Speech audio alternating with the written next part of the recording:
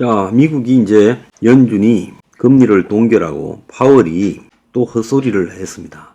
물가 상승 정도가 완만해지고 금융 여건이 긴축되었다고 말한 게 통화 완화, 머지않아 또 금리가 내려가지 않겠나.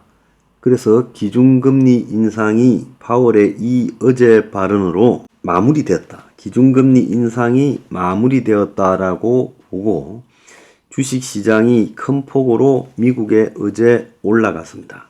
미국만 올라가는 게 아니라 한국도 지금 올라갔죠. 그래서 모처럼 미국에 지금 정시가 환호하고 홍풍이 불고 있다. 그래서 인플레이션이 다소 완만해졌다. 금융 여건이 긴축이 되었다. 그래서 금리 인상 가능성이 지금 낮게 평가된다. 최근 지난 여름 이후 장기채 수익률이 광범위한 금융 여건을 긴축시키는데 기여해오고 있다. 즉 미국의 국채 금리가 워낙 높아서 10년물짜리가 5% 이상 이렇게 되면서 가계나 기업에 지금 금융 활동을 긴축시키고 있다. 그래서 미국의 10년물 국채 금리 때문에 금리 올린 효과가 이미 나타나고 있다. 이렇게 이제 표현을 한 거예요. 그래서 이제 미국에서 금리가 안 올라갈 거다. 이런 이제 이야기 징후로 되면서 주식이 올라가고 또 월가가 난리를 치고 있는데 지금 미국의 내부에 지금 돌아가고 있는 상황은 이거하고는 전혀 다르다는 거예요. 미국의 경제 지표가 양호하다. 최근에 거시경제 지표가 4.9% 성장하고 양호하다 했는데 미국인들이 경기를 매우 비관적으로 바라보고 있다는 게 드러났어요. 그래서 식료품, 주택 등 가격 급등으로 거시경제 호조와는 무관하게 심리적으로 부담을 느끼고 있다. 자, 그래서 미국의 1,500명을 대상으로 월스트리트 저널이 경제 전망 조사를 하니까 69%가 경제가 잘못된 방향으로 가고 있다. 이렇게 대답을 하고 있다라는 겁니다. 겉으로 경제 지표가 양호했는데도 미국인들이 경기를 비관하는 이유는 물가 수준이 너무 올라가 버렸다는 거예요. 그래서 스타벅스의 평균 커피 가격이 코로나 시작될 때 3달러 이하였는데 올해 2분기에 3달러 63센트까지 올랐고 미국의 주택 가격도 큰 폭으로 상승한 가운데 모기지 금리가 8%까지 오르게 되면서 내 집 마련 꿈을 포기하게 된 사람들의 상대적 박탈감도 커지고 정치 양극화가 심해지면서 국민의 불신이 경제뿐만 아니라 정치, 사회, 문화 전반에 퍼지면서 경제 비관 전망을 미국 국민에게 크게 심하게 지금 가져오고 있다는 거예요. 자, 그뿐만 아닙니다. 예상치를 상회한 미국의 민간 고용이 10월에는 기대치를 밑도는 결과가 나와서 연말 연초부터 경기 침체가 시작될 거라는 월가 일각의 우려가 사실로 나타나고 있다라는 거예요. 그래서 10월 달에 지금 노동시장이 둔화하는 추세가 확연하게 나타나고 있다는 거예요.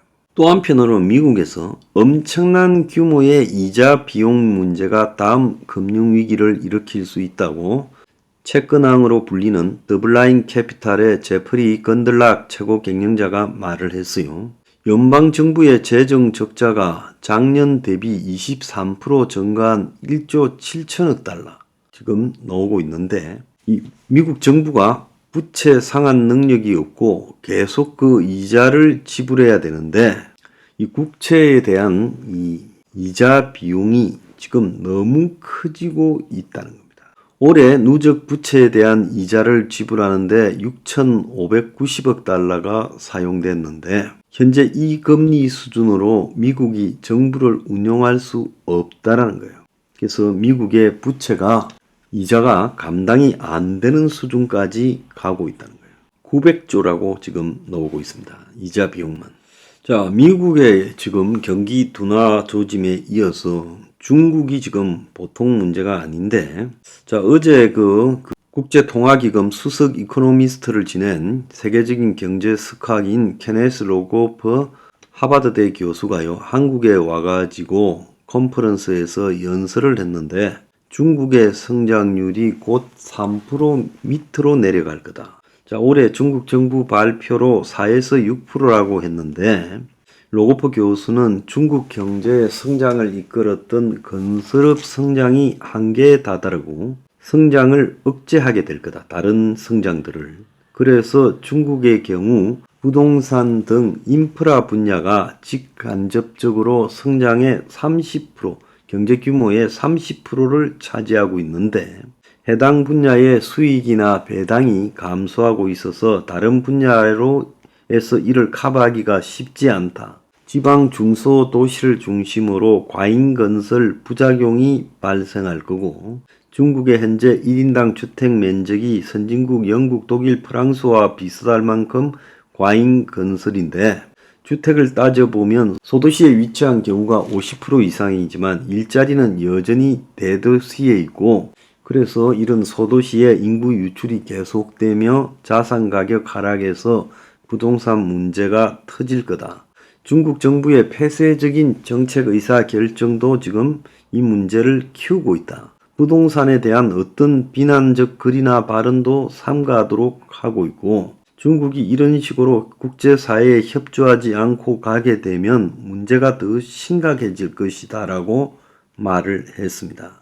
근데 중국의 이런 지금 부동산의 문제가 심각해지면서 내년에 중국 경제 전망이 3%도 어려울 것이다. 자, 그렇게 되면서 이 중국 경제의 부동산 위기가 금융 시스템이나 지방 정부 등에 다 번져가면서 한국의 이 성장률에도 내년에 크게 문제를 일으킬 것이다.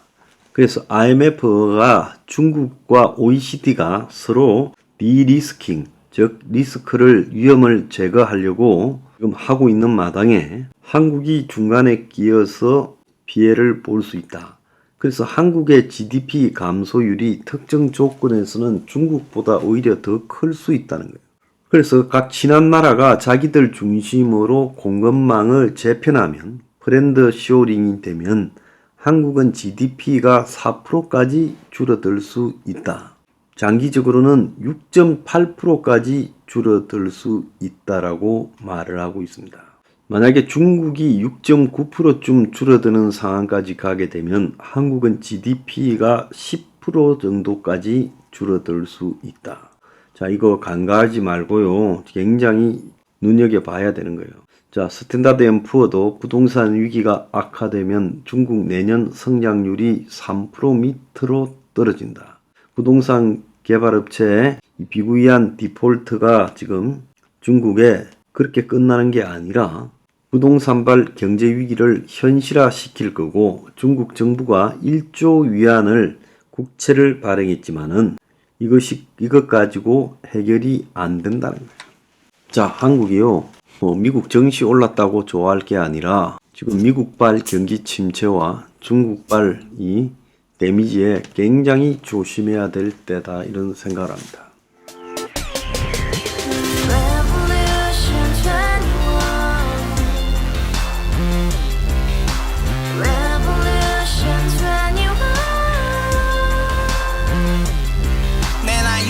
월세 30 코인빚만 300 서울에 온 지 벌써 10년 아둥바둥 버텼지만 여전히 난 반지 하에 제왕 곰팡이 연문제약 내비랑 깡통망통 완전히 폭망 고시원 창문만큼 작아진 내 꿈 연애 결혼 내 집 모든 게 헛꿈 1년 전 떠난 여친 울며 말했지 같이 써봤자 평생 가본 게 꼬꼬꼬라지 가바후스 700 나도 소유주 가바후스 700 나의 소유주 택시기사 우라부지 마트 캐셔 울어무니 우리 집안 다 털어봤자 후줄 그래 개선민 내미래 거기서 팍 끝난 거지 팍 더 이상 노력 따윈 괴물이 스펙 찾아서 말리 비오는 날 알바 잘려 맨날 학원 날 개쳐 발려 밤비 내리는 양화대교 홀로 걷고 있을 때 현수막에 아로 새겨진 평당 700짜리 아파트 밴드 다 같이 소리 질러 혁명 21 Revolution 21 카바후스 700 나도 소유주 Revolution 21 카바후스 700 나의 소주 You and I, we live together in the house. Brand new day, and your dream had just begun. yeah. Revolution 21, only open happiness. 너의 곁에 내가 영원히 함께. yeah. 지금까지 정치인들 입만 열면 찝찝찝 개소리 멍멍멍 쳤다 하면 뻥 잘난 부모 만나 잘난 학교 나오면 뭐 하나 우동살이 꽉 찬 대가리 깡통 소리 텅텅 저 푸른 초원위에 그림 같은 집을 짓고 평상사천 팔면 뭐해 평생 살 수 없는 집 내 미래 내 꿈 희망 퀸 살아나는 집 우리의 미래 혁명 21 Revolution 21. 카바후스 700 나도 소유주 Revolution 21. 카바후스 700 나의 소주 Revolution 21. 카바후스 700 너도 소유주 Revolution 21. yeah. 카바후스 700 너의 소주 Revolution yeah. 21. 카바후스 700 나도 소유주